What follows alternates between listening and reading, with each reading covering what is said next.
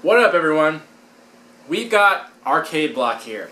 So I'm still stuck in the month of October because, like I mentioned in a previous video, my boxes come incredibly late. The last two boxes of October, I'm just now getting. They're just now getting here. Midway through November. So I know it seems like I'm behind, but it's for some reason just takes this long for me to get boxes. I don't know. But anyway, let's take a look at what we've got in this month's Arcade Block and, just give it a review. So, first off, we got a shirt, and this is from Call of Duty Black Ops 3, I'm assuming. Yeah, so that's a pretty cool design. I usually don't like shirts that are very specific to a game in a series, like this one is Black Ops 3, I'm assuming. So I usually don't like that, but it doesn't really say that anywhere, so I don't mind that. It has a pretty cool design, and it's from Shirt Punch, so the fit on it is okay. But I don't know if everyone would recognize that. It's a very popular game, but it's a good shirt, but not necessarily for everyone. I'll give it a 7 out of 10. I think it's a cool design. I think most people will enjoy it, but not necessarily for everyone. And the fit's just okay. So that's the shirt. Then we got another article of clothing. We got a hat. And this is a nice Atari hat. Now this is actually branded. This isn't a crossover of any kind. It actually has tags on there, but it is a snapback. So we've seen a hat before in the Nerd Block Classic, I believe. May have been Arcade Block. I don't remember.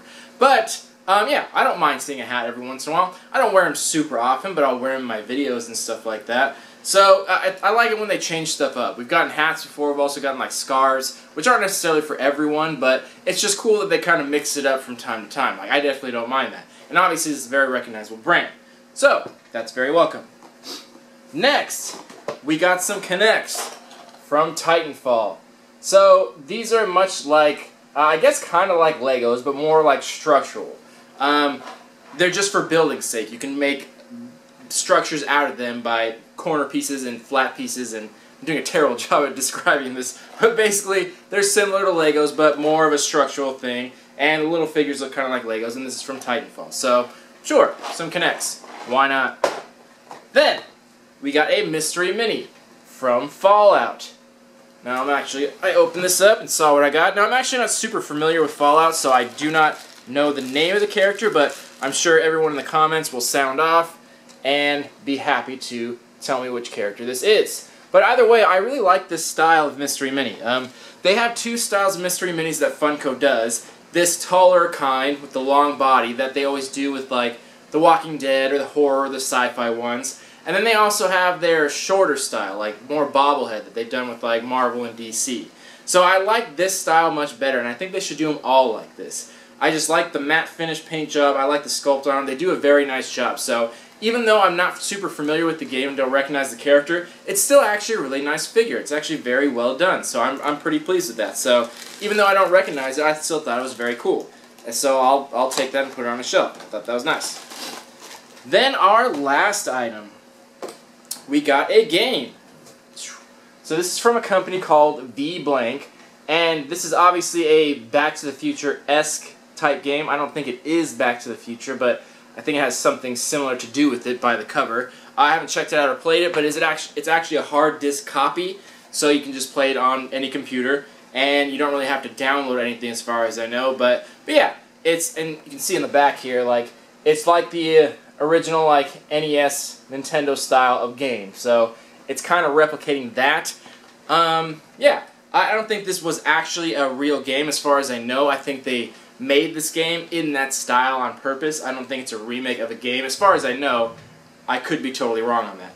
But yeah, so we got a hard disk copy on that, and it comes in the NES case, like the Super Nintendo style case, which is kind of fun. So yeah, we got that game. That was all the items in the box. This will be a nice quick review. Let's go back through them and give them value. So first, the shirt.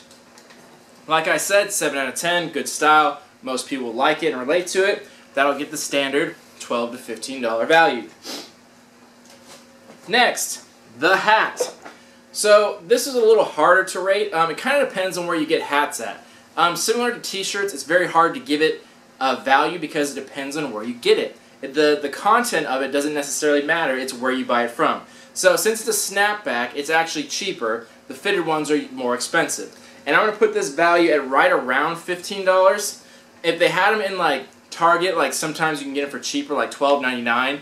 But most places you're going to see them for like 15 or more, usually like 20 bucks. Like if you went to a hat store, like anything branded, even though it's snapback, probably be at least 20 bucks. So, but on the cheaper end, 12. So I'm going to put a value of $15 because it's right around that range. And it is nice. It actually is branded, so there's nothing really cheap about it, and it's a cool little logo.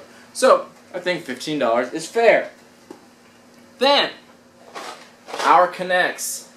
This I'm going to put a value of right around $10. So again, if this were in a store, it'd probably be a little bit more, like $12, but you could easily go online and find this for much cheaper than $10. So it has kind of a wide range. So on average, like the middle range is right about $10. And I think that's what it's worth. Like if this were Lego or something like that, it'd be right around that much. So I'm going to put it right around $10. Then, our Mystery Mini.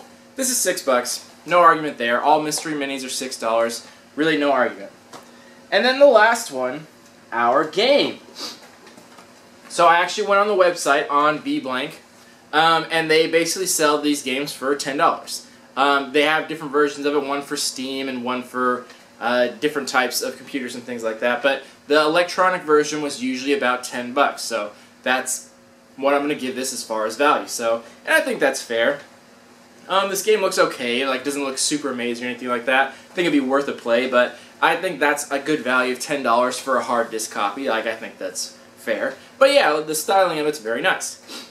So, overall, that brings our value on the low end, 53, on the high end, 56. So absolutely no surprise here. You get right around a $50 value with any Nerd Block product. So Arcade Block, no exception.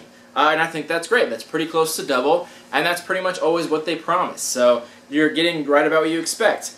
As far as the content of this box, I wasn't super impressed by it. Wasn't too thrilled about a lot of the things. The shirt was okay. The hat was cool, but not super practical. The Mystery Mini is just very common. There's nothing wrong with it. It's a cool Mystery Mini, but it's just a very common item that's not rare at all. You can find it anywhere. And then the game.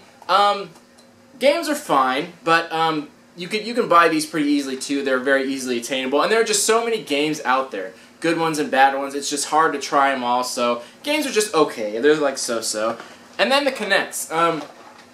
This one I wasn't super fond of because this is something I feel like should go in Nerd Block Junior. And the Nerd Block company does great, except for their Nerd Block Junior. They put in a lot of duplicate stuff when they really don't have to. I think something like this belongs in Nerd Block Junior because there's a difference between like the Mystery Mini and the K'NEX, and basically that is collectability versus like versatility. And that's just like things like this.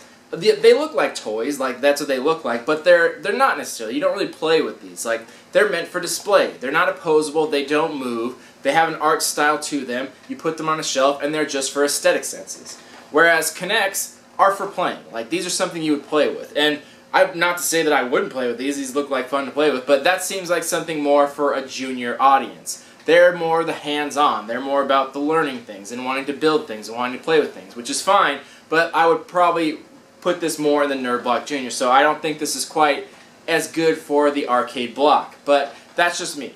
But yeah, let me know what you guys thought about that. But that's why I wasn't too thrilled about this. Again, nothing wrong with it, but I think more stationary things like Nerd Block or Arcade Block is more geared towards adults, and that's why they have the Nerd Block Junior. So I think they need to separate those two worlds a little better and work on their Nerd Block Junior, because I think it could be a really good box, but they just got to put a little more thought into it. So that's why I wasn't too thrilled about this. There's not a lot of collectability to it. There's not a high resale market on it. It's pretty much just to be played with, and that's it. And again, nothing wrong with it, but probably not the best choice there. So with that being said, I'm only going to give this box a 6.75 out of 10.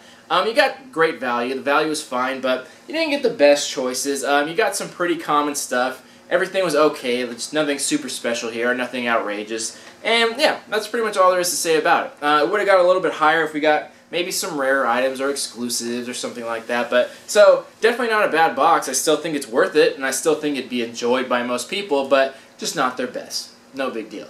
But anyway, let me know what you guys thought about that. Yeah, kept this review nice and short, trying to get through October because my boxes are coming so late. Might end up canceling some of these like straggler boxes because it's throwing off my whole rhythm. And the month of November's boxes have already started coming, and October's boxes haven't finished coming. So it's causing a constant conflict, but we'll see. But anyway, thank you guys for watching. See you on the next video. Love you all. Peace.